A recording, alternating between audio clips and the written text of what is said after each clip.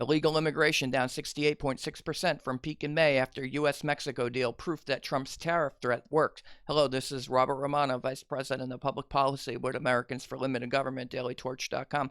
Hit that subscribe button. Today we're going to be talking about illegal immigration out of Mexico. It's way down according to the latest data from U.S. Customs and Border Patrol, and that's great news. We had been seeing more than 100,000 kind of illegal crossings. These are actually measured as apprehensions by Customs and Border Patrol, and we hit a peak in May of 144,116, and now in October that's down to 45,250, and that's just remarkable good news. It means that the deal that the United States and Mexico worked out, where Mexico is going to be detaining people on the Mexican side of the border, is working, and we're getting more to a more normalized pace, albeit still, I think still somewhat more elevated than it ought to be. I think that number should be going down even further, and hopefully with the policies that are being put in place now, that'll be happening. But again, a 68.6% drop from its peak in May. And the progress comes after a June 7 deal between President Trump and Mexican President Manuel Lopez Obrador. And this agreement was finalized again on June 7th, the U.S. Mexico joint declaration. And it came after President Trump had threatened a 5% tariff on Mexican goods coming to the United States on May 30.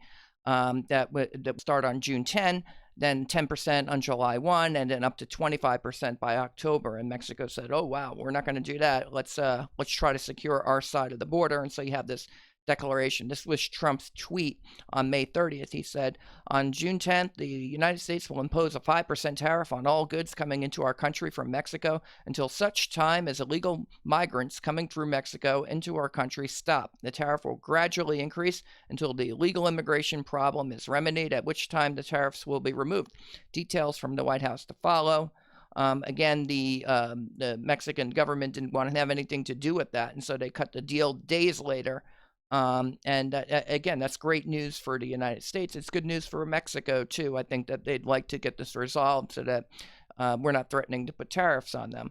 And it includes Mexican military deployment to interdict the oncoming migrant caravan from Central America, as well as provision for asylum seekers to wait out pending hearings in Mexico without being allowed to cross into the United States. And according to this joint declaration, quote, Mexico will take unprecedented steps to increase enforcement to curb irregular migration, to include the deployment of its National Guard throughout Mexico, given priority to its southern border. Mexico is also taking decisive action to dismantle human smuggling and trafficking organizations, as well as their illicit financial and transportation networks.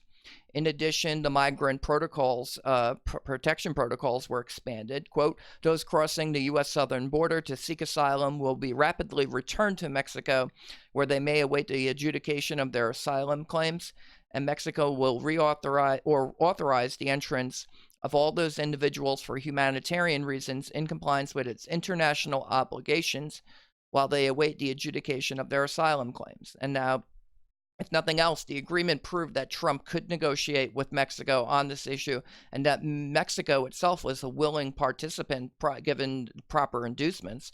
And the substantial downturn in migration now shows that it might be working. Again, this is a really good drop.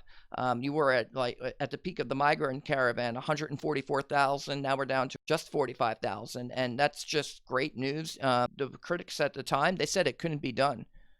The Wall Street Journal at the time, they were running this piece, Tariff Man Unchained, and they were predicting that the first problem here, quote, is that Mr. Trump is blaming Mexico for a mess it can't solve.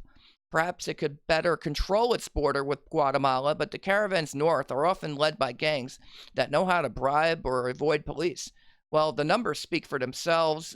We went from 144,000 prior to the deal to just 45,000 people coming across the border that are being apprehended.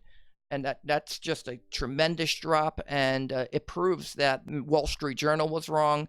Also proves the Council on Foreign Relations wrong. They said at the time Mexico can't meet Trump's tariff demands, but that was wrong. Again, the numbers speak for themselves.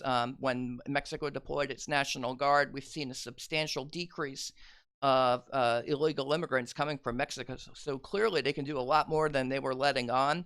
And all those who were saying it couldn't be done, they were just wrong. Once again, way, way wrong. Apparently, Mexico could do a lot more than it was letting on, including by deploying its military and enforcing agreements to protect asylum seekers. And all it took was a little pressure from Trump, who had already shown that he was willing to wield tariffs against a much larger Chinese economy. They took him to heart, and now the number of migrants coming is plummeting. And I'll leave you with the close here. Without the tariffs, nobody would have been talking, and without President Trump, nobody would have even tried. That's the commentary. This is Robert Romano, Vice President of Public Policy with Americans for Limited Government, dailytorch.com. Hit that subscribe button, ring the bell for notifications, and have a good day.